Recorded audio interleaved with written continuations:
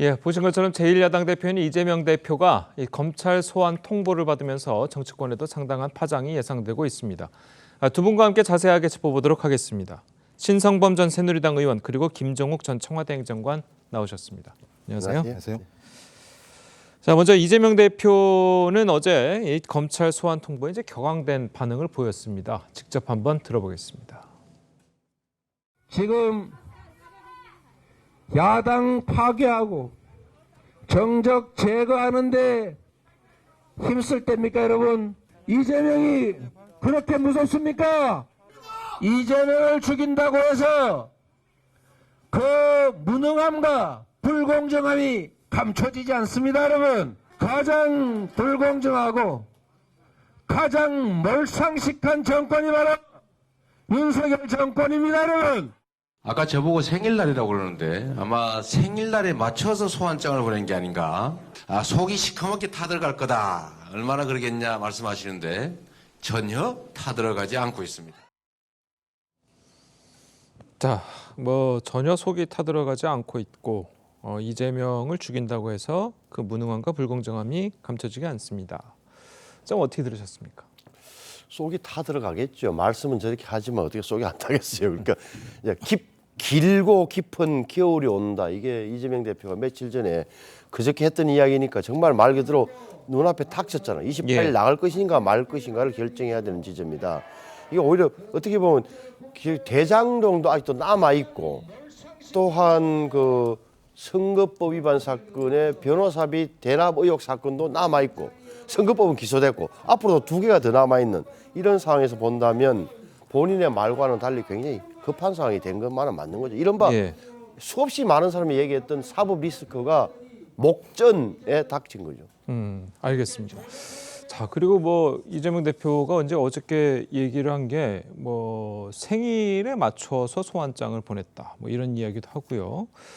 자, 그런 것들을 이야기하는 걸 보면 지지층을 좀 결집시키려는 의도가 아니냐. 자, 이렇게 보는 시선들도 있어요. 근데 당대표가 하는 모든 행동은 지지층을 결집하려고 하는 것이겠죠. 근데 지금 이재명 당대표랑 그다음에 당 지도부 같은 경우는 일단 검찰에 의한 정치 탄압 또는 정적 제거라고 판단하는 다양한 징후들이 보이고 있다고 지금 판단하고 있는 것 같고요. 본인 스스로 얘기했었습니다만 검사 한 70여 명 정도가 달라붙어가지고 이재명 당대표와 주변 사람들에 대한 수사를 진행하고 있는 것. 그다음에 또 FC 성남 같은 경우는 경찰이 3년 7개월 동안 수사를 하고 난 다음에 무혐의 종결을 했었는데 다시 검찰이 재수사를 해서 진행되는 상황이기 때문에 좀 의도한 것이 아닌가라고 하는 어떤 의구심을 가질 수밖에 없는 측면이 분명히 있는 거죠. 그리고 다 아시겠습니다. 어제 예산안이 합의가 됐습니다만 예산안과 관련해서 여야가 상당히 좀 어떤 합의가 잘 안 됐던 상황, 그다음에 국조가 처음 시작되는 상황에서 검찰이 굳이 이 상황에서 당대표에게 야당 당대표 소환장을 보낼 필요가 있었는가라고 하는 측면에서는 좀 의도된 어떤 소환장이 아닌가라고 하는 의구심도 다 있는 거죠. 좀 그런 측면에서 여기에 맞서 싸워야 된다라고 하는 것은 야당에서는 당연한 자기의 프레임이고 입장이라는 생각이 듭니다. 예, 알겠습니다.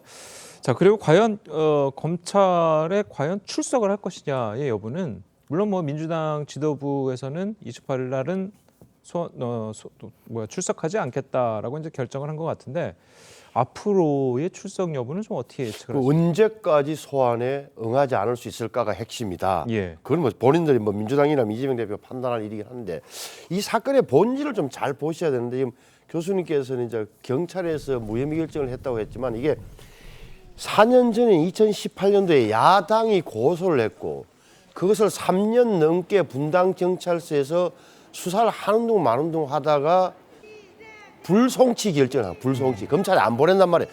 경찰 자체적으로 그냥 끝 이렇게 한 거예요. 그걸 이의 신청을 했단 말이에요. 고소인들이 이의 신청을 하니까 검찰에서 경찰로부터 수사 기록을 넘겨와서 보니까 이거는 분명히 재수사를 해야 된다. 다시 수사를 해야 된다는 결론을 내리고 했는데 당시 성남지청장이 막아선 거 아니에요. 박은정이나 이름이 여기서 나오는 거예요. 이거는 수사할 필요 없으라고. 그래서 몇 개월간 끌었다. 8,500페이지 되는 기록을 보면서 도대체 재수사 허락을 안 해준 거 아니에요. 그러다가 정부가 바뀌고 올해 5월 달에 들어와서 수사팀이 새로 구성되면서 시작된 사건이다. 이렇게 보는 거란 말이에요. 그렇다면 예를 들어서 경찰이 봐준 건지 분당 경찰 수준에서 그럼 그걸 가지고 지금 이 대표는 자꾸 무혐의 받았던 사건을 경찰이 뭐 그런 말 시계열상으로는 맞지만 어느 말이 맞는지는 아직 잘 모르는 거다. 다만 자꾸 후원금 광고비 이야기를 하는데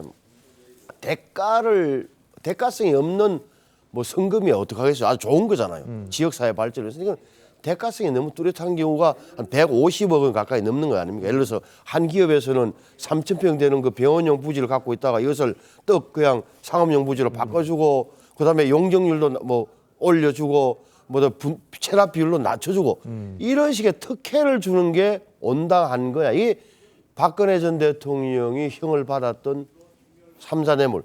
본인은 돈 한 푼 안 받았지만 최서원 씨에게 K스포츠 재단 예를 들어서 이러면서 제3자에게 이익을 주는 이게 제3자 뇌물 행위다라고 본다면 그 이재명 대표가 뭐 제가 보는 검찰 조사에서 이게 해명해야 될 내용이 많다. 왜냐하면 이미 성남시청의 팀장이 그때 성남FC 사건 관련해서 기소가 돼 있는데 거기에 보면은 이재명 당시 시장이 공범처럼 이렇게 기재돼 있단 말이에요. 이게 되면 조사를 할 게 검찰 입장에서 꽤 많을 걸로 보여져요. 예. 자, 그리고 이제 뭐 말씀하시고 이제 지적을 하셨지만 이재명 성남시장이 당시 이제 성남시장이 될 때만 하더라도 대기업에 대한 특혜 우려 때문에 그 땅의 용도를 변경하지 않고 있다가 FC 성남에 이제 후원금을 받고 나서 변경해줬다는 그런 의혹이 있는 것도 사실이거든요. 자, 그래서 만약에 이제 이 대표가 소환에 불응하고 검찰이 강제 수사 예를 들어서 뭐 체포동의안 발의라든지 체포동의안을 이제 국회에 보낸다든지 자 이렇게 되면은 민주당으로서는 상당히 정치적인 부담이 되지 않을까요? 일단 뭐 그것은 검찰이 판단할 문제라는 생각이 일단 예. 들고요. 뭐 체포영장이란 이런 부분과 관련해서는 일단 검찰이 출석을 요구하면 꼭 거기에 출석해야 되는 게 아니에요. 법원이 발부했을 때는 가야 되는 거죠. 그러니까 검찰이 지금 얘기하고 있는 것처럼 지난번 선거법 때도 마찬가지입니다만 소환 요구를 했었습니다. 이번에도 마찬가지입니다.